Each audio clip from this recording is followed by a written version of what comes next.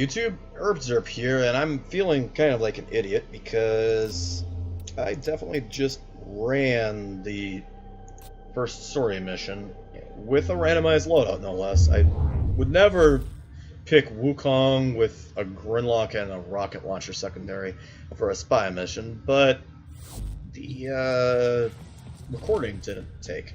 And if you look here, the secondary mission for the sortie today, which I would normally do, I would normally just go into the level 80 mission here, but it's an assault rifle only mission. That means I can't show off my Prisma Angstrum, which is really what was carrying that load up there. I'm not sure I physically can get this to work with just a Grinlok.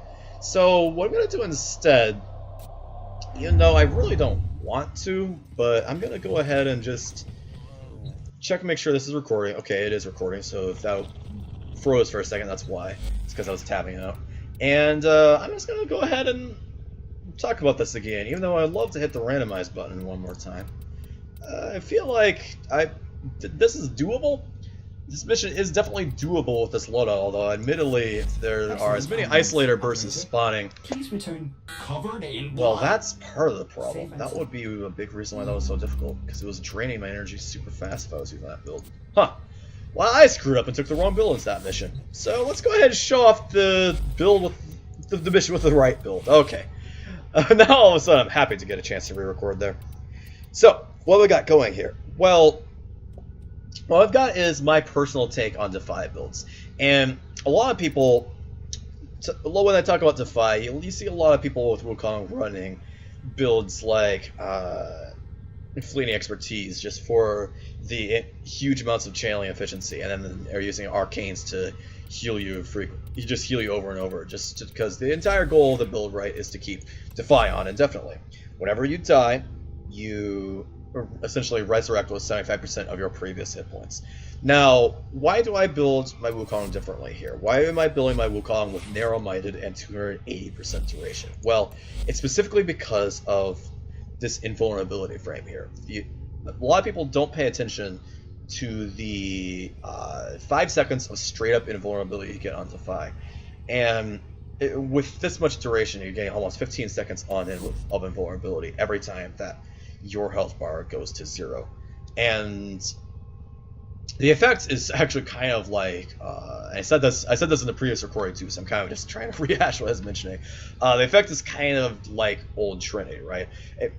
You may or may not remember it. If you're a veteran, you would remember this, but if you're watching this and you're probably not a veteran, so nobody will actually remember this, I guess. But Trinity, back in the heyday, back in like a bunch of updates ago, update 10 and previous to that, Trinity was able to actually give your whole squad invulnerability, and this was before Blessing had limited range based on affinity on it. This was before Blessing had a damage reduction scaling on it. It used to be that regardless of your power strength, you just make your entire squad immune to damage when you cast Blessing. So the goal would be to just play Trinity, build lots of duration, spam Blessing. Entire squad's immune to damage unless they fall off a map or get it stripped off somehow, because back then nullifiers didn't really exist either. So you essentially were just making your squad immune for the rest of the mission if you could keep the ability going on forever.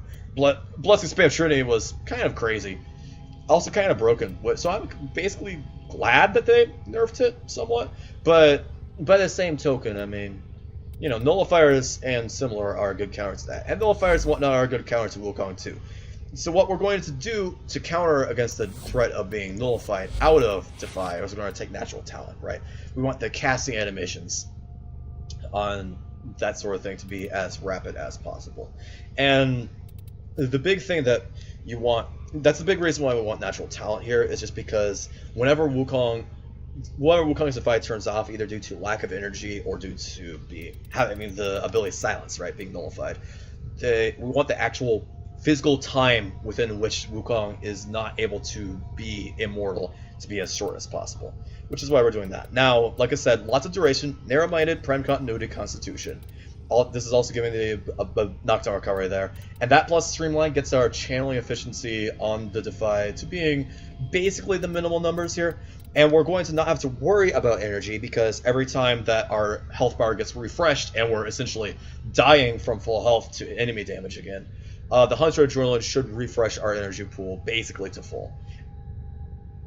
the amount of health we would need with 150 energy, we only need, say, you know, we're only going to need, say, 200 health to be able to get our energy pool at least to 100 energy. That's going to be enough to keep it on for a long time.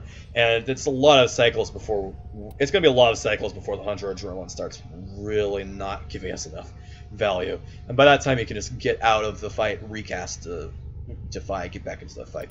Now, the remaining mods we have here, Vitality, health, for more health, just make sure that we have more raw HP to convert into energy.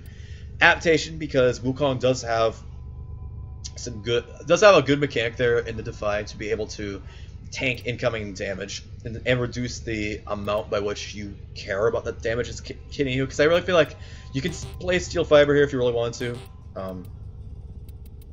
Apparently I don't have any capacity to show that off, but you could be playing Steel Fiber instead. Wukong has more than enough armor to justify that. But adaptation, you can get, I think you can get stacks. I should have been watching it in the last mission actually. I think you can get stacks on it while you're invulnerable to damage. I think I saw that happening. And the big part being that you don't even care about taking damage, so it's perfectly fine to be running this. The big downside to adaptation is that it's really good on Warframes like Trinity that have damage reduction, or like Gara, or Warframes that gain armor buffs, right? Like Chroma or Aberon. Warframes like that where you can reduce incoming damage and you know that you can take instances of damage to get stacks on the resistance to subsequent damage after that.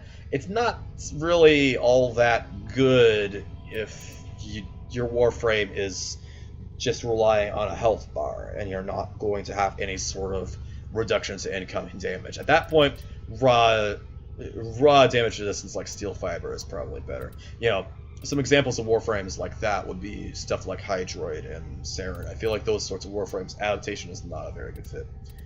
Finally, in the Exilus, because there really isn't a good fit here, we're running Power Drift. Just specifically for the knockdown resist chance, actually. I would even consider running something like a Prime Sure-Footed if I could, you know, ever invest in getting that maxed out, but I don't think that's worth it. If you're actually looking to have Wukong have a lot of power range so that his ulti gets a lot of value, you can get the critical chance off Primal Rage, and you can get a lot of range on the staff, then you would build him like this. But I feel like if you're going to go for a Defy build, this is just about the best way to do it. And you might be saying, well, reduced power range off of Narrow Mind is going to really hurt his kit, right? Well, not really.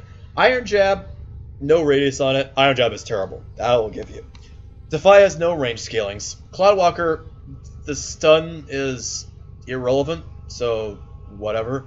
And Primal Fury, the bonus range per combo counter isn't going to be impressive at all. But Primal Fury will still retain the base 5 or 6, whatever the range is on the staff, 5 or 6 meters.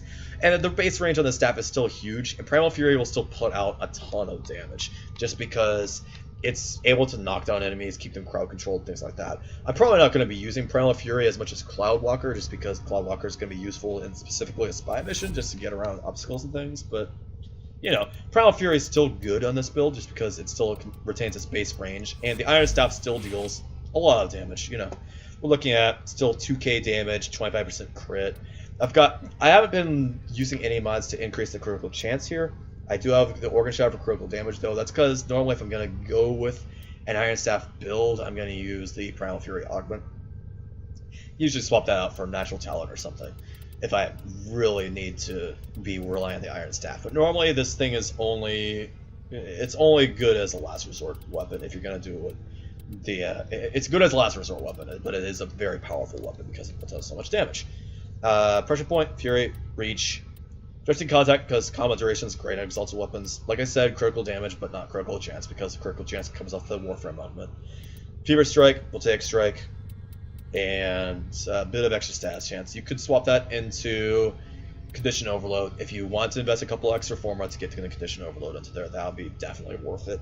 The weapon doesn't have very good status chance by itself, but you will see lots of it. You'll always see lots of enemies with status effects on it, and more raw damage is always good on this sort of weapon. Now, the weapons I was trying to show off here, the Grinlok, I've got this crazy ribbon on it here, critical damage and critical chance, which I'm stacking with Vital Sense and this Deadly Sequence Augment. I'm using the Deadly Sequence Augment in place of Point Strike here. Now, you might argue that I could also stack Point Strike instead of Thermite rounds, and that's definitely viable. The base critical chance on the Grinlok actually is only 15% though, so I feel like you're getting a little bit more out of the increased 500 base damage than you are out of the 20% or whatever extra raw critical chance. With 75% crit off of the Riven and off of Deadly Sequence and the multi-shot split chamber, you're going to see a crit to apply that huge crit multiplier pretty frequently. So it'll be fine. Like I said, split chamber, Serration, all the crit mods, and then 3 dual stats here. And with the 3 dual stats, our status chance is hitting 99%. So we're dealing a mixture of slash, impact, heat, and primarily corrosive procs. Big cocktail there, and it's going to cause enemies to die very quickly. Now, the raw damage on the Grinlok is in the vicinity, when you look at these huge critical numbers, the raw damage output you'll get out of this is going to be in the vicinity of something like a Cerberus or Tiburon, or even some of your sniper rifles. The sniper rifles, once the combo counter gets to stacking up, then those start to scale up and away above what you're going to get out of the Grinlok. Whereas some of the burst fire primary rifles are you're gonna see higher numbers out of things like the Tiburon, just because they've got a 40 round clip and they're firing 3 rounds for every one that the Grinlok's firing out. So even though this weapon might be getting a bit more raw damage output per bullet, it's got a small clip size and a comparatively slow fire rate. So you're gonna get more raw damage per second out of your burst fire primaries. That said, I still feel like if you're a fan of things like the Latron or things like some other, marksman primaries. The Argonaut also comes to mind. Maybe the Quartek, although the Quartek's pretty huge as well. The Grinlok it's an undervalued weapon. I like this thing a lot. It's not one of my favorite weapons, but I feel like it's a very good weapon, particularly because of its huge status chance and its ability to deal with armored targets very well due to that. And the fact that it's still dealing relevant damage from huge crits.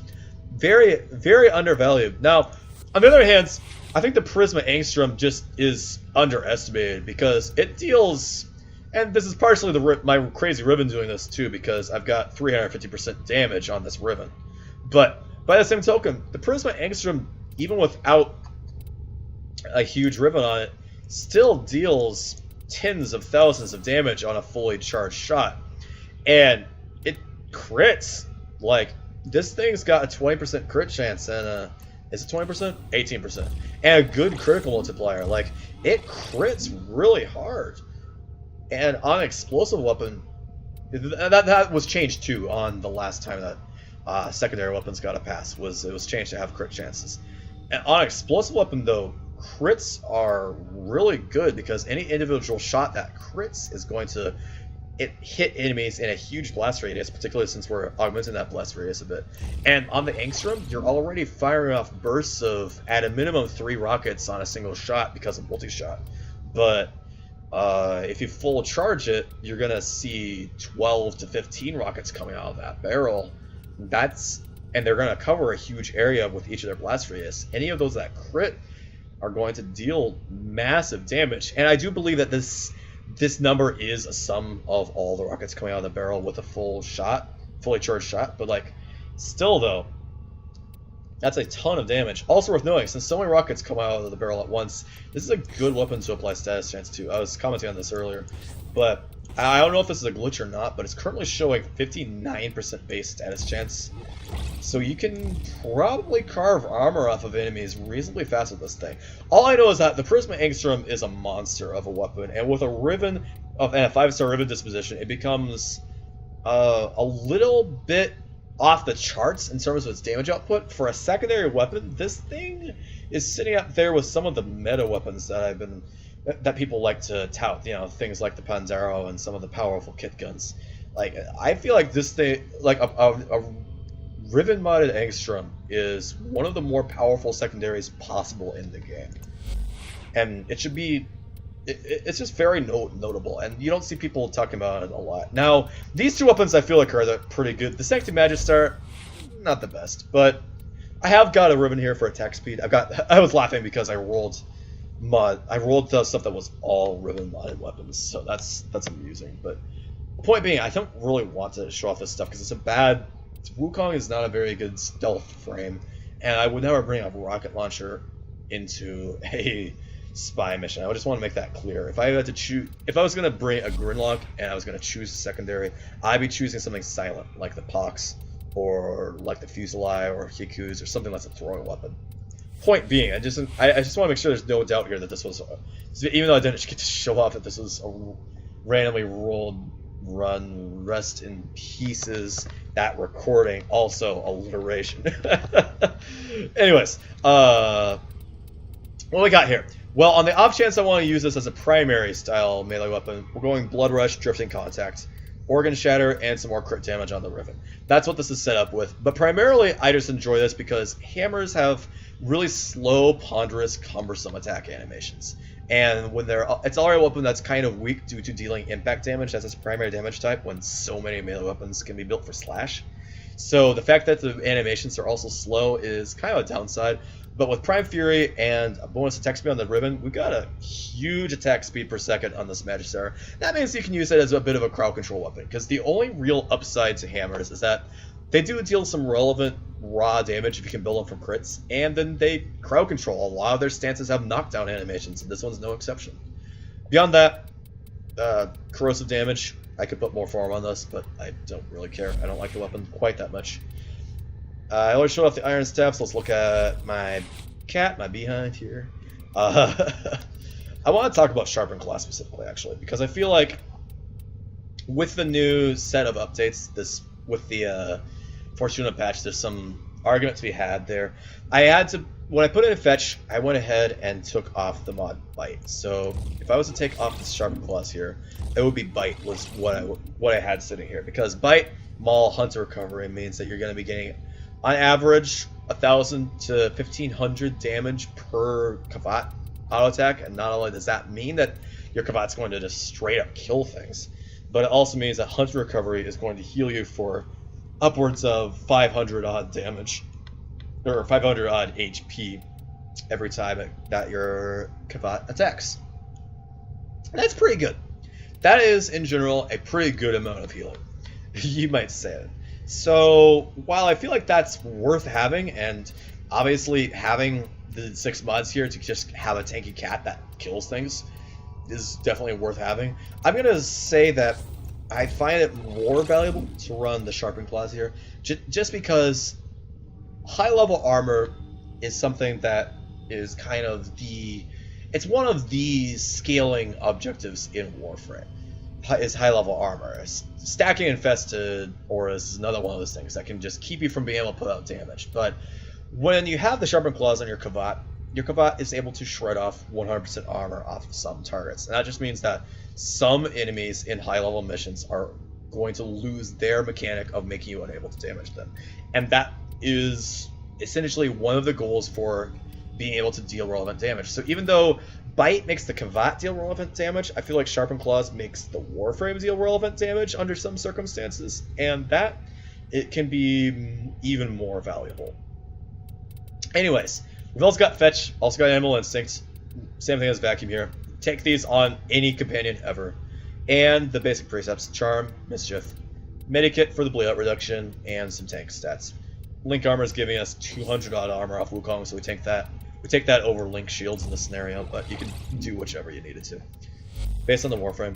Finally, I'm going to run Unairu because of the Void Spines. Void Spines is really good on tank frames, which is how I'm playing this Wukong, is as a raw tank. Make sure, okay, I have the Resurrection build, I'm happy. So, I forget you can't actually relaunch that by clicking on the window, but you can. Where's Paimon? I don't see it. You can. What was it? Paimon. I'm blanking. I don't actually see it. There it is. You can only rerun them when it's actually finished, can't you? Alright. Well, I've already recorded too much of this to go back. I'm going to run this, even though it means that I don't get to show off my Angstrum or my Magistar. I'm going to be running this rescue mission here. That is upsetting. That is very upsetting. I thought you could rerun those right away. Well, if this mission doesn't complete, then I'm going to go ahead and finish. I'm going to go ahead and finish the whole sortie and go back and rediscuss it. As you can see, though, the Grinlok deals pretty respectable damage. I really don't like showing off specifically one weapon here because I wanted to talk about the Angstrum, because the Angstrum deals, well, I was seeing hits for 300,000 on crits in the last mission. It's just a great weapon. Spotted you. But as you can see, the Grinlok is able to deal some pretty respectable damage here. I just want to take some health damage here. The moment you enter the whole area, they'll trigger the there we go. There's that natural talent. The rapid cast on the what's this bucket on the Defy being very useful there. We'll bring the cat back up. I'm not sure that rescue is going to be particularly easy, so you might see me pulling out the stick, the big stick, as a melee weapon. Wukong staff, just because that'll help me crowd control enemies. Good, it's not an isolator bursa. I care about no bursts except isolator bursts. Raw damage is not a problem. I'm Wukong. I love face tanking as raw damage. But silences, those can be deadly, and isolator bursts also can knock Wukong down. A very deadly concoction for making sure this Warframe dies. As you can see, though, the Grinlok is supremely ammo efficient. You spawn in him with 540, and you'll be pretty hard pressed to use even 100 shots of that in a given mission. Maybe 200, but you know you're gonna get back that much ammo if the mission's that long. So very difficult to run out of ammo on this thing, and it does deal pretty excellent damage, I would say. Also, Syndicate proc. Heavy robotic signature. Again, I don't feel like it's really needed. You don't really need to invest the quite strike of this thing. I wouldn't put it onto the weapon if I didn't have a ribbon on it, but the ribbon is one of the main things that I find is making this actually viable. Also, that's a... Oh, come on! I wanted to shoot the thingy off because it's an accurate weapon, but he's turning around trying to hit my cat a lot. It's very inconvenient. Also, I'm Wukong, so I can kind of just stand here. Let me check real quick. Well, if you look up in the upper right corner, puncture damage is repeatedly stacking on adaptation, even though I'm completely immune to damage right now. So I'd say adaptation's pretty good in this Warframe. Plus my cat's dying again. I want to talk about specifically the tech adapt mod too, because I feel like tech adapt is kind of worth considering as a defensive mod over something like the shield and armor grafting things. But the thing is, I feel like what most people would try to replace it on is the medikit, and the medikit for the bonus layout duration just is a little bit too good in my opinion. The Kivats bleed all the way out. They're just done for. And while I wouldn't recommend taking multiple bleed out duration mods, at least taking one is usually enough to give you time to set up the area to be able to res them. Also, I need to take some damage here. The Grinlok is coming through. I did not know if this thing was going to be good enough to actually do this mission or not. It's doing okay for me, I'd say. Importantly, the Grinlok does put out a lot of slash procs, because it does have it's a mixture of slash and impact damage at base, and it does hit 100% status chance, so you expect everything to be proccing either an element or IPS. Hostage is almost out of time. Hurry. Yeah, we're gonna use the advanced parkour technique there.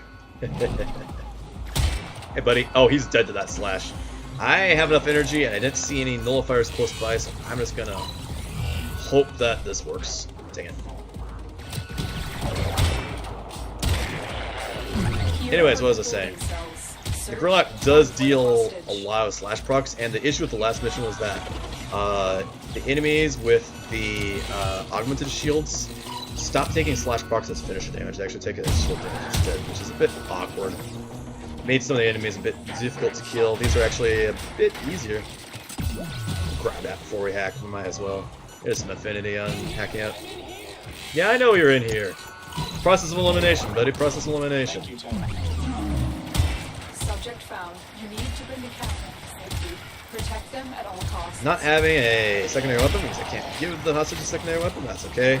Yeah, we have enough energy. We can pull this up for a little bit. Give me a weapon and I'll watch your back. Okay, let me put that away because I need to shoot out the nullifier bubble. So I can res the dude since he's going to be dead a lot since this Warframe does not have much in the way of crowd control. So I'm gonna need to recast that in a moment here. There's a lot of enemies shooting at me. I might have to leave the cat. I need to use my revive times on this fellow. As you can see, even without the augment, this is still dealing pretty respectable damage, I would say. Also worth knowing though, it still cleaves through a lot of enemies, even with narrow-minded on it, and it still deals a lot of crowd control. Yeah, I'm gonna leave the cat. I do not have the ability to worry about the cat since I gotta take care of the hostage right now. Just jump up here. Floodwalker has such low energy cost. It's worth spamming, even on builds like this that aren't hugely efficient. There we go. Well, I wanted to show off my Prisma Angstrum, but hopefully I'll run that again. Roll out again sometime so we can see what it's like. Unfortunate. I think the next time I revive, I only revive with about 100 HP, so I better get to extraction.